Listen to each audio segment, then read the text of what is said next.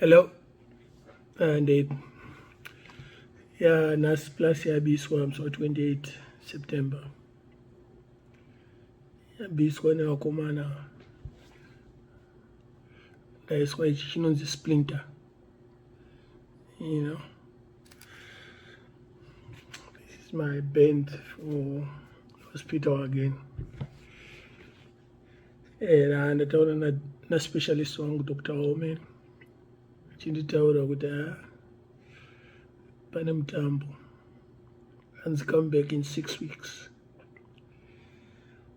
That means around, I think it's 9 November. If I know Zogera futi.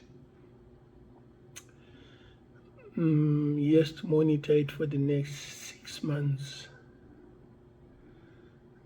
I monitor. Yeah, I started trying new Simba Zogdaro. You know, because the bone graft guy.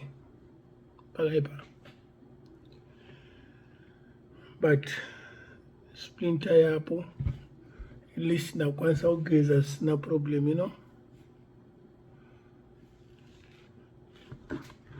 But Rugurwaja. Dr. Nguntero down with a shoma. Plaster yata sikuchekwa anyways. Paneka grinder kavashandisa. I'll show you the video after. Chekwa plaster. You know what I mean? So this Splinter works umeso mnesimbu. Hapa ni simbi. Hapa ni simbi. Hapa ni simbi. Pesa pane black. Hapa. Na hapa na hapa. This is Velcro. Hwezha. So I kwanza kulipisa. And I can pull it out like this. Pakaipa. Saka urikuona maoko angu akasiyana. Iraonda. Because Plaster plus irakabenda. If you look at it. Iratadisa left. He left.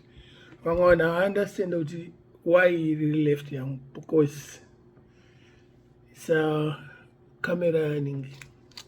Cannot just told this side to the left. Yeah. Abas kumboni got packet running operation night. Ndoro Roddie. That gives for clinic. I went up as a Nakasiri. Manja with Den of Zimbabwe. Bishop Plaster no Wedzera kumba. Look at the in Plaster. It got no moisture, but you know, Chigunwe, as such a good day, Chinongo Gumirabai is not enough. And the rock was a drag Kwansa bend up, pan up. About set back Kwansa good day. Papa Saka, I'll be doing my light exercise, cheaper move out there. You know, without this thing. I don't know what the other fees here. I have to go see my family doctor. I don't know what the Jaramira say. Because I'm a specialist at hospital.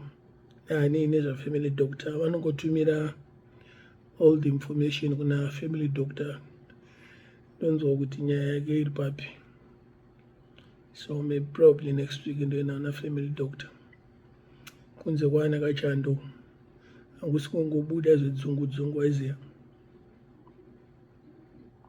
Saka kuta ubuka appointment yangu ndonona family doctor. Unditaura kuti what do I do with this? You know? Saka apa pachiri straighter. Pari stiff. Like bus feel. Ndakadangoda yawonjeti. Apana. Like uri kuona apa pasi kutena kana so kudai. I understand the situation and saka pachatora time nenjikupa movie satoti zvangu ndakaenda zanzi simudze zvinhu zvina nebasa rese magrocery shopping chimboshandisa here kudai, but ndo zviripo. Ndokuisirai inenge inonzi panga vachicheka plaster, yanga yaine tsvina yanga yakunyadzisa kana kufamba nayo. Eswera hangu ndiri padeni, but ungaite se 3 months uri muplaster nyamwari inotoita tsvina, but I didn't know kuti vachashandisa grinder. Vanenge grinder kavanganobisa plaster. You can see it after this video. Thanks, yeah. For all those who support me, thank you very much. Toti takaenda. Naitosimba sekuseka sekutamba, you know what I mean? Hopefully it fully function after 1 year. Because he said about 2 years. It takes about 2 years. In a doctor specialist, I have to see. I've seen him already for almost 4 months, and I have to see him for the next 6 to 8 months, starting from November 9th. Achiona kuti what's going on, because the operation was kind of complicated. That's why ndozvanga achitotaura. Plus netime yandakakwara netime yandakati operation hazvinazopindirana aiziva. But anyways, this is the thing Ndakapihwa.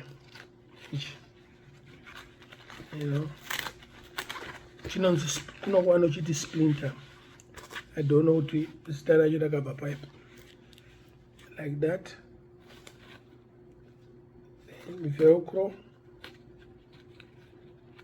Pane kavanenge kaonesa. Velcro. Make as tight as you can. Your foot is Velcro. Zvinobata.